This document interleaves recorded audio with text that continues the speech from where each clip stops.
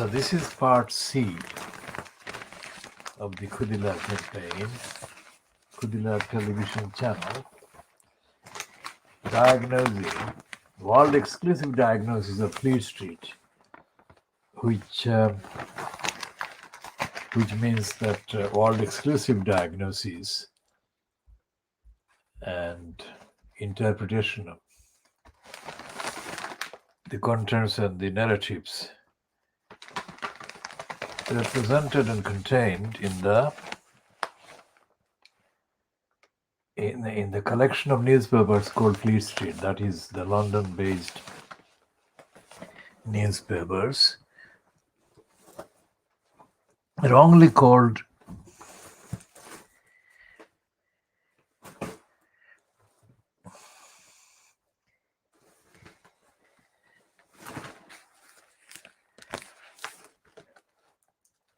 the national newspapers. Now the Sun is typically stupid because it says, so who is the royal racist?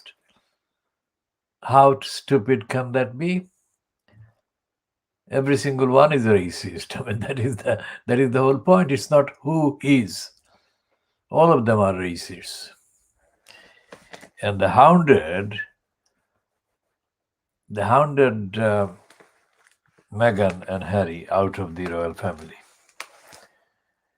Now, unprecedented things have been happening at the CBS television and Oprah Winfrey, because Winfrey has just become, according to the Los Angeles Times, the press officer for Meghan and Harry.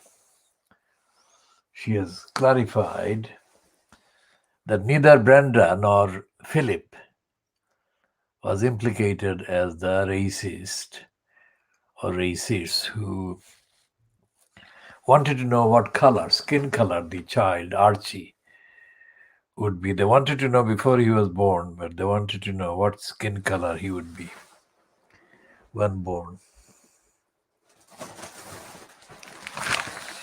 We go back a day and look at the one page, the full page, Financial Times, big read on Brazil, and it's headed Saving Rio de Janeiro, or Rio de Janeiro, whatever it is. And it's a timely kind of read, but we should just do a glimpse of it. In a country that has barely grown for a decade, Brazil's most famous city is struggling with the high levels of violent crime. Its economy is overwhelmed by debt, and the pandemic has filled up its hospitals. It's preached by Brian Harris. And they've got a big picture showing a distraught woman crying, surrounded by what looks like militia. One group of 5 militia there. And the woman is absolutely distraught because her husband had been just murdered. And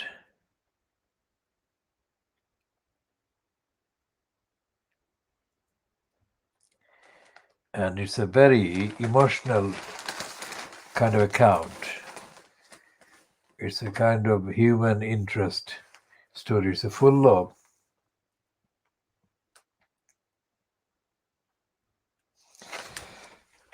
of human interest angles and story. And what the full page, big read in the Financial Times finishes with, the last paragraph.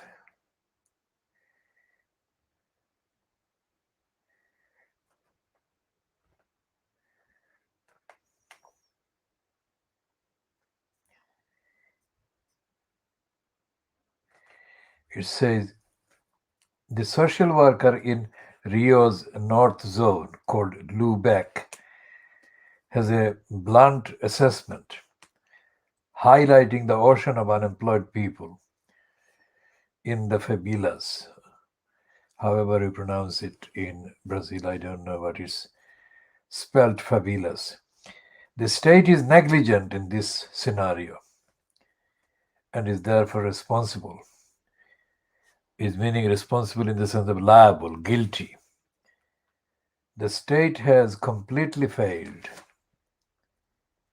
And this is a big read we shall be reading bits of from time to time because it's a whole page of the Financial Times of Monday, the 8th of March 2021.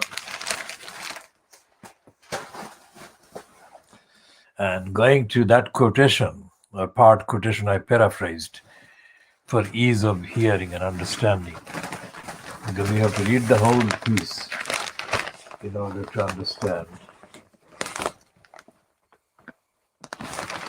And what is happening in the Financial Times, of course, is mainly about finance, but it also has itsy bitsy kind of glimpses of some recognition of real news.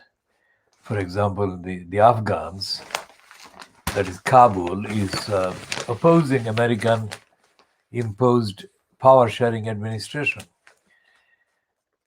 model. And so we've got 3 states, one in Brazil and one in Afghanistan and one is in the USA.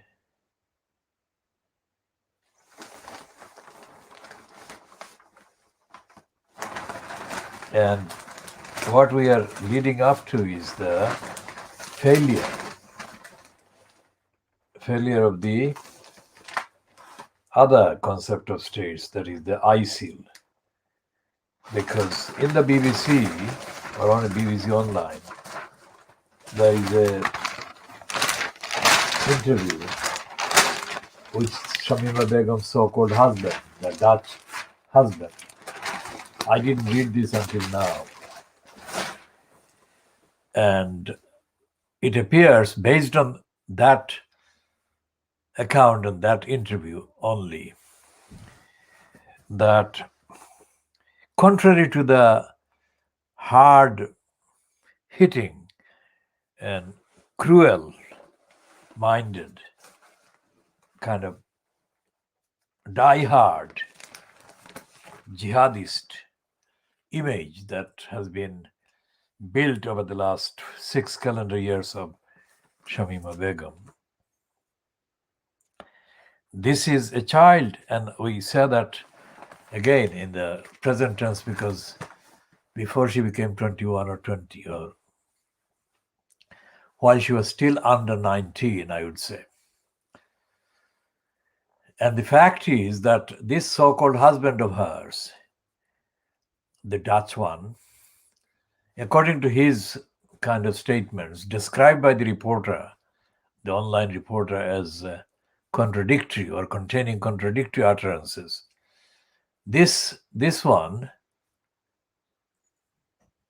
is another misguided person. Now, anyone who knows human kind of psyche would be prepared to consider that that is more likely to be the accurate kind of portrayal of this individual than one of hard, cruel, whatever, dedicated to murdering, mass murdering, kind of jihadist terrorist.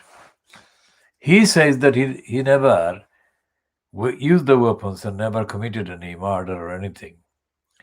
And there are other kind of references to people being killed or stoned to death, or the woman that ran away was, according to him, not stoned to death. She was allowed to go away. All of these things together, and in the context of my understanding of Islam and Islamic teachings, I can say that the so-called Muslim leadership everywhere has been absolutely disastrously unfit for purpose and betraying the Muslim community. Because to this day, I have not seen a definitive account from any of the so-called Muslim groups about Shamima Begum. I said that on the record. If there is any such statement or policy statement or analysis or moral statement or ethical statement anywhere that I haven't seen, and if anyone watching this, wherever they're watching this, if they can access a genuine copy of that or link to that or the contents of that, then they should send it to me by direct message on Twitter. Please don't send anything that is not substantial and truthful. So to that extent, I keep that open to being edited and revised and updated. But otherwise, I say, and I go on to say, that the collective Muslim community leadership that contains both bearded men and unbearded men, the Muslim community leadership has failed the Muslim community. And the highlight of that statement I'm making is, of course, about Shamima Begum and the other three children, other three girls. Going back to this Dutch husband of Shamima Begum's, it was absolutely stupid to have that marriage. And her statement, as quoted in the BBC online piece, that she looked for a perfect family life and that her parents won't let her get married. Now that girl is being stupid there as well, because she was not going to get married, or her parents were not going to let her get married until she was of marriage age according to the UK law. She couldn't be more wrong to say that she went to Syria, which is the thing that I've just read about, in order to get married and to get a perfect family life. All the utterances that she's reportedly made are either very ignorant or totally childish and irresponsible because of the nature of the childishness of the contents. What that shows is that that girl, Shamima Begum, was not guided, and in the broadest sense was not educated when she and two of her friends went to Syria. This is the second reason for her going to Syria that I have found. The earlier one, that was that she and her two friends went there to retrieve that other friend who had left a year ago and gone to Syria. And these three girls went there to retrieve her and persuade her to get back to London with them. And today, this is the one that I have read on the BBC Online, that she went looking for the perfect family life because her parents in London, or her family in London, in Tower Hamlets in East London, wouldn't let her get married. And the other thing is that they won't let her get married to a perfect family life.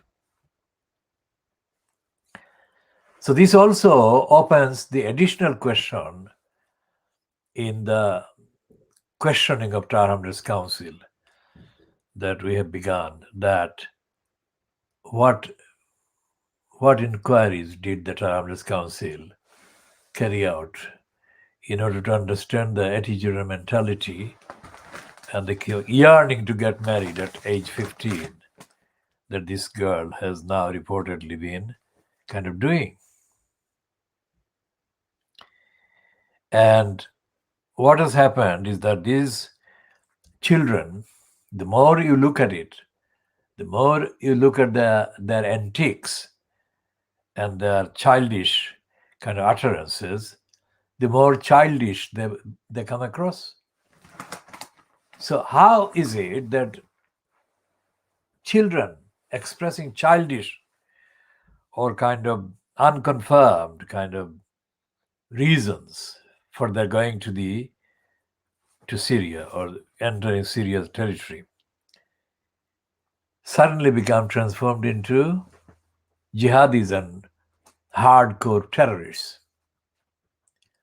Because in the same online BBC piece, it says that this Dutch so-called husband of Shamima Begum said that he was doing the kind of breadwinner sort of routines while he left her home doing the domestic things and looking after the child or children, whatever the time was when they actually spoke to the BBC reporter. Now, that is also again a very serious contradiction between what the Home Office has been saying and what the propagandists in the Fleet Street and others against Shamima Begum have been saying. And what the reality is? It is most likely that this girl got married, a marriage that was, according to this report on the BBC, arranged by the ISIS so-called, and that she went there to really get married. For heaven's sake, can you imagine anyone, any kind of rational person intentionally going to a war zone, literally, to get married in a perfect marriage, to get a perfect family life? Have you ever heard anything so stupid? Literally so stupid and impractical. And here is this girl saying that she went to Syria and joined the so-called ISIS or whatever in order to get a perfect family life. Now that shows that her thinking was very immature. Very, very immature as well. So to kind of reverse all of that and turn her into a hardcore jihadi terrorist takes another set of stupid minds. Because there cannot be any intellectual kind of connection between these two forms of the same person of that age. So this is why it is even more important in our campaign demanding justice for Shamima Begum and the other girls. The Tower Hamlets Council, without any delay, launches a program of investigation and action and fact-finding and rescue to cover all the loose ends and publish all the facts that they come across. So this is something we shall elaborate on, but this is absolutely important because after the Supreme Court ruling, and I don't believe that any so-called lawyer, kind of licensed law trader, operating in the name of helping or representing Shamima Begum or her friend or her family, the remnant of her family, because her biological father has been in Bangladesh. And I have not seen any evidence that that person is returned to Britain. And I contextually, the context being migration context, contextually believe that that person who is Shamima Begum's biological father has got a new family or another family, at least another family with whom he has been living in Bangladesh. There is no sign that man wants to return to Britain whatsoever. If that changes, then we shall update accordingly. But as things stand, as our access to the accessible sum of knowledge, information available online, that is the position. Now, Shamima Begum should be supported by Tower Hamlets Council without delay in doing those things that are not that have not been done.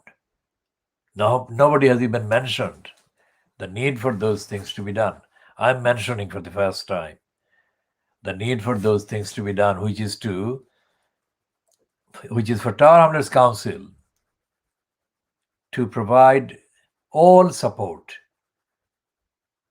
to Shamima Begum so that she can get as close to returning home to Britain as it is legally possible to do, lawfully possible to do. Now, I don't care how much kind of obstacles the corrupt administration of John Biggs in Tower Hamlets can kind of imagine and use as excuses to continue to fail Shamima Begum or fail to do its duties to Shamima Begum. Tower Hamlets Council should investigate every single detail about these girls going to Syria and everything that has happened to them. Tower Hamlets Council, safeguarding children duties. That is the least they should be doing right now. And the purpose for our launching the campaign for Shamima Begum or campaign for justice for Shamima Begum remains crystal clear. First of all, to give all the humanly possible kind of benefit of knowledge to Shamima Begum and her fellow schoolgirl friends. And if any of them has actually died, then to their family and loved ones. And secondly, to ensure that no other child in Tower Hamlets at least, or anywhere else, is neglected like this by their local council, and that everything is done by the local council to carry out the safeguarding the children duties and obligations. Anyone watching this and not following every single thing I'm saying, I've just said in the last 20 minutes or so, can go back and replay the video and they can understand it, and they can repeat the process as many times as possible before they actually get to understand the literal meaning of what I'm saying and the deeper, wider contextual meaning of what I'm saying. And I also say that this is the channel that is unique in that the contents are original and the contents are above and beyond what is available in any other kind of media or any other platform, publicly available platform. And we are running this campaign as part of the overall campaign of defending the community in and from the East End of London. And we are correcting all the major political, evidential, legal, ethical, moral mistakes and errors and denials and lies that have been perpetrated by Tower Hamlets Council over the years and their stooges over the years, or the stooges of the main decision-making crooks in Tower Hamlets, corrupt council. In this context, we also repeat the analytical and factual and practical kind of statement that the post of elected mayor should be scrapped. And it must be scrapped by openly admitting that it has not worked, as I was warning in 2010 or even during 2009, that it would never work. That is to say, that an elected mayor model in Tower Hamlets can never function. Why? Because the community is completely not organized to make up for the losses of benefit of society, democracy, ethics, accountability that would result in the imposition or retention of the corrupt post of mayor, elected mayor. The reason why Leslie Garner, this racist woman, wrote the way that she did against the Siloti-speaking Bangladeshis in and around Brick Lane and published that corrupt piece of hatred against Silotis and Bangladeshis in the Sunday Times Color magazine dated the 2nd of December 1973. The reason why Leslie Garner did that, or one of the reasons why Leslie Garner did that in 1973, was the wrong assumption that the entire Bangladeshi community of Sileti speakers was not educated or schooled properly and not used to doing campaign to defend itself, etc., etc. Now, the fact that I have been campaigning right along all these years disproves that assumption. And we shall be talking more about the other aspects of the campaign for justice for Shamima Begum in the later parts. We are ending this one as a short one because we have to check certain things. And so this is ending earlier than we would have otherwise